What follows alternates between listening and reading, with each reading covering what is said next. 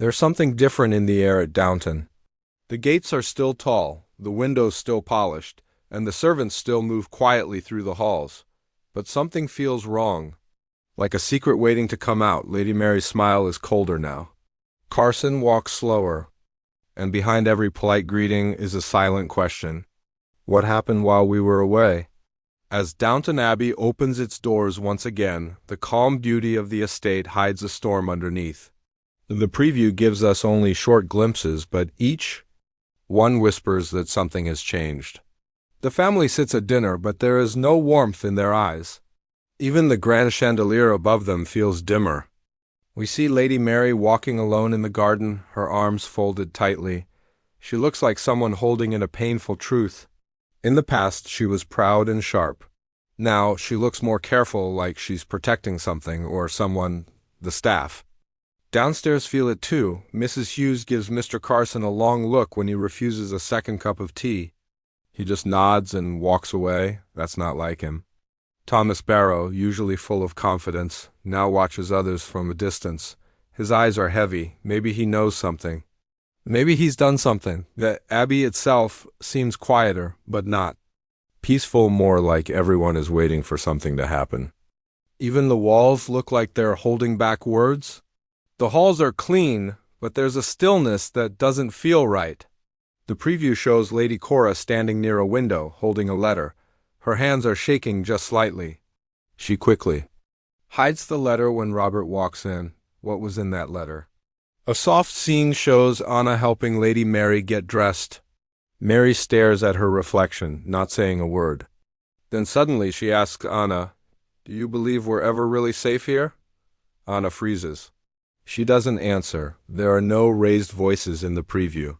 No dramatic scenes, just cold air, tight smiles, and unfinished sentences. Even the butler, Mr. Carson, speaks in short phrases now. His words are careful, too careful. Something is being hidden. And it's not just a family secret. It's something that could change everything at Downton as the camera pans out from the Abbey. The last shot in the preview shows the estate bathed in fog.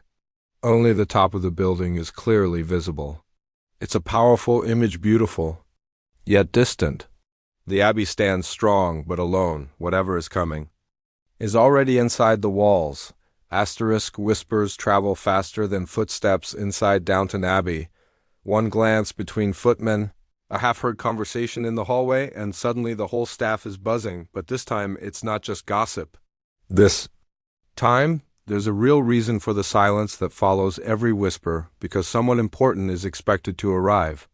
Not just nobility, not just a relative, someone from beyond their world. The kind of guest who doesn't visit without leaving behind a storm dot in the preview. The camera shows a letter being handed to Lady Mary. She reads it, closes her eyes for a moment, and nods. The scene cuts to the kitchen, where Daisy drops a tray when she overhears Mrs. Patmore say the words "Royal Company." No name is spoken, but fear and excitement flash across her face. It's the kind of news that could change how every person in that house behaves above and below the stairs, but that's not the only surprise. In the drawing room, we see Thomas Barrow standing beside a tall man with a cane and a foreign accent. Their conversation is quiet, but their body language says a lot. Thomas is smiling for once, but not with kindness. It's a smile with something behind it. The two step outside together, and Violet watches from behind the curtain, her face full of suspicion. As if she's seen something like this before and knows it won't end well. Elsewhere, Edith walks into the library and finds a small, red booklet resting on the table. She opens it. Her eyes widen and the color drains from her face. She doesn't say a word, but later we see her asking her husband if they should warn Mary. Warn her about what? Could it be about the man Thomas is seen with? Or about something more dangerous, something romantic, something that could destroy the family's carefully built image? The preview also shows a mysterious scene in the stables. A maid, one we haven't seen before, is handing something to one of the young male guests. They're both smiling, but it feels risky, a soft warning in the air, forbidden closeness, a relationship not meant for the public eye. If their secret comes out, it might not only hurt reputations, it could Tear the household in two. By the end of this section in the preview, we see Robert looking at an old photograph. He sighs, then places the picture face down. Moments later, Cora says quietly, "We must be careful this time. The Abbey can't take another scandal." Her voice trembles. There's no music playing, just the sound of her words echoing down. The hall. Behind every tea tray and every dinner bell, there is a secret. Behind every smile, there's someone hiding the truth. And this time, it's not just the family hiding something. Even the guests seem to bring their own shadows. The Abbey is preparing for something grand, but grand things bring danger too. And from what we've seen, this danger is dressed in silk, speaks with charm, and knocks softly just before breaking everything apart. It starts with silence. No shouting, no arguments. Just two sisters in the same room smiling for the world but freezing each other with every glance. The trailer doesn't show much, but the few seconds we get say everything. Lady Edith and Lady Mary are not finished. Not even close. In the grand hallway, they pass each other.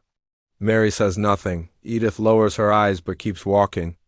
The air between them is sharp, like it might cut if you breathed it in too deep. This isn't about jealousy anymore. It's about control, about who truly holds the future of Downton in their hands. Lady Mary stands at the head of the dinner table now. She leads the staff meetings. She signs the papers. But Edith, after years of living under Mary's shadow, returns with something powerful: confidence. Her steps are firmer, her voice louder, and she's not looking for approval anymore. In one preview scene, we see Edith walking through the drawing room, speaking to a group of guests with charm and ease. Mary stands at the doorway, watching. Her jaw is tight. One guest turns to Mary and says, "Your sister's making quite an impression." Mary forces a smile, but her eyes don't lie. Later, Edith sits at her writing desk, reading a letter. She whispers something we can't hear, then folds it and locks it away. But Mary finds that same letter later in the night on the floor, left behind by accident or fate. We don't see her read it, but the camera stays on her expression as her face slowly falls. Whatever that letter contains, it's something that changes her. Tension builds without a single argument. At a family meeting, Robert asks for unity. Cora suggests Edith join Mary in managing estate duties. There's a pause. Mary looks across the room, raises an eyebrow, and says, if she thinks she can handle it. Edith just replies, "Try." Me, no raised voices. Just words heavy enough to shake the table. There's more than old rivalry at play. The preview hints that Edith may have brought a proposal of her own, a business idea, or maybe something political. Something bold, something Mary sees as dangerous. But Edith is tired of being told what she can't do. This time she's not. Asking for space, she's taking it. Meanwhile, Tom Branson finds himself caught in the middle. Loyal to Mary but sympathetic to Edith. In one scene, he tells someone, "They'll tear this place apart if we don't stop them." His worry isn't just about the sisters, it's about Downton itself. Because power struggles at the top don't stay private for long. Eventually, the cracks start to spread, and they do. Downstairs, the staff begin to take sides without realizing it. Anna speaks more kindly of Edith these days. Mr. Bates chooses his words more carefully when around Mary. Even Daisy asks Mrs. Patmore, "Why do they hate each other so much?" The answer isn't simple. It never has been. This isn't a loud war, it's a quiet one. One fought with cold smiles, small wins, and carefully chosen words. And the most dangerous thing about it? Neither sister plans to lose. As the trailer ends this segment, we see them both on the same balcony, standing apart, looking in opposite directions. The Abbey stretches out beneath them, beautiful but fragile. One wrong move, and the whole house may split.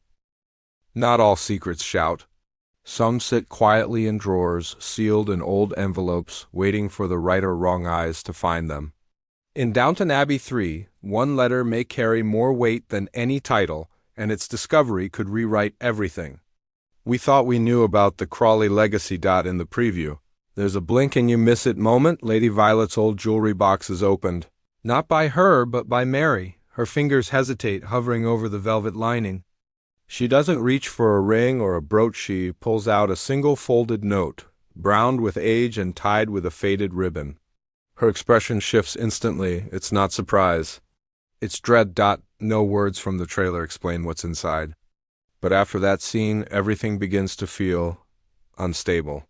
Robert becomes more guarded, walking alone through the library late at night.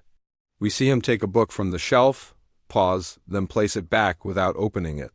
That book? The very same one he once read to his father. Elsewhere, Cora finds herself staring at a family portrait. Her hand brushes the glass as if she's trying to touch someone who's no longer there, or maybe someone who's never meant to be in the picture at all. A servant interrupts her silence with news. A solicitor from London has arrived. No appointment. No invitation. Just urgency. Edith, too, is shown alone in her room, staring at a document. A birth certificate? A deed? The preview doesn't say. But her breath catches as she reads, and she mutters the word, impossible. The Abbey is built on names, lines, and inheritance. But what if one of those lines has been bent, or worse, erased? What if someone outside the family has a stronger claim to something inside these walls? Hints pile up fast. A chest being moved from the attic. A whispered argument between Mary and Tom. You should have told me. It wasn't mine to tell. And then a heartbreaking shot. Mr. Carson standing in the old nursery, looking at a toy horse, his eyes full of something that looks like regret. He doesn't move. He just whispers, she would have wanted him to know. Who is he? Who is she? The questions swirl without answers, but the clues are stacking up like cards ready to fall. Even the Abbey itself seems heavier. Shadows stretch longer in the halls. Music plays softer. And conversations cut off when the wrong person walks in. The final clue comes near the end of the trailer. Lady Mary burning a letter in the fireplace. The camera doesn't show the words, but it shows her hand tremble. One tear falls down her cheek, but her face is cold. She stares into the flames, whispering, it's better this way. Better for who? Because if someone has been left out of the family's future, they might not stay silent much longer. And if that letter had the power to change everything, it means everything we know about Downton might be just the surface. The truth may have been buried long ago, but now it's rising.